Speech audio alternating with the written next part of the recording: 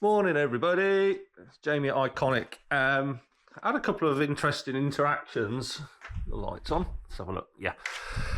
Had a couple of interesting interactions last night on LinkedIn. A couple of bits of banter with a couple of recruiters, things like that. Where they posted about how everyone's undervalued and they can get you more money and this, that, and the other. Excuse that, I'm just getting the back door open. And it just got me thinking, a lot of these guys come across quite greasy second-hand car salesman types. Only ever worked in sales, that kind of thing. Don't really know the industry. And they're saying machinists should all be earning 50 grand a year. I mean, it's like, I barely pay myself anywhere near that as a owner of a business. Yeah, and it's... You just got to ask yourself, why would they be spouting that narrative?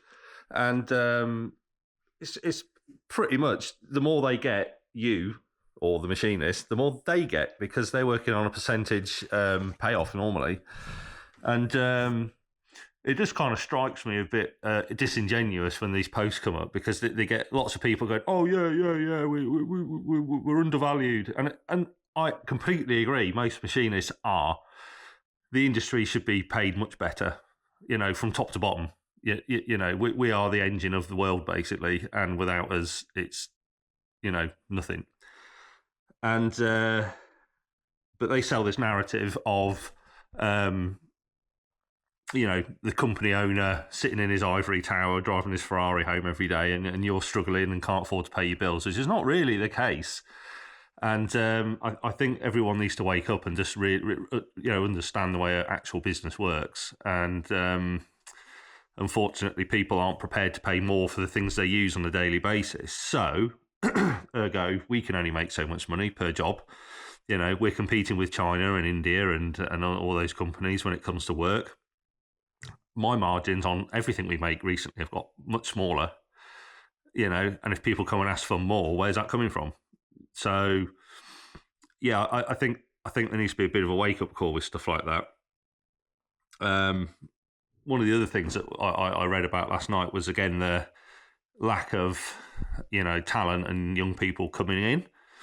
Now, I've got lots of theories and things about this, but one thing I think we lack in the UK is a figurehead for engineering and manufacturing. Certainly manufacturing specifically. We haven't got this one person, YouTuber, influencer, championing it. We've got companies going around, marketing other businesses. Excuse me a second. One sec. Sorry about that. I just had to bring the dog in. He was sat in the car park staring at the door.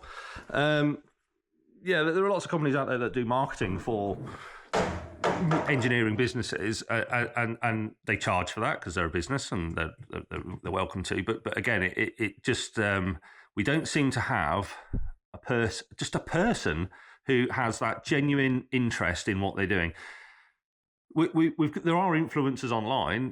We've got Titans of CNC, people like that. But again, they're a business now, so they've got their own agenda.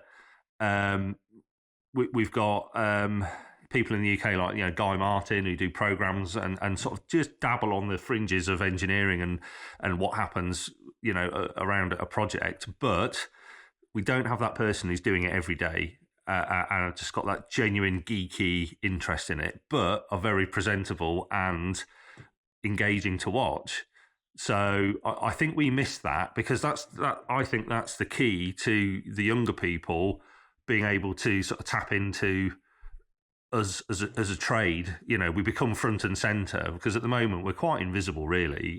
Most of our businesses are, we're in a building, the doors are never open, people don't know what goes on inside. So I think we miss that. Excuse me. I think as a whole, we all could do better at promoting our businesses, not just for competition reasons, but just generally.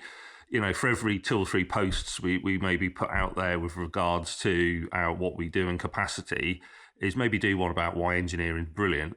you know, and you know, show some success stories. Not just like, look at this fancy thing we made. Look at Dave.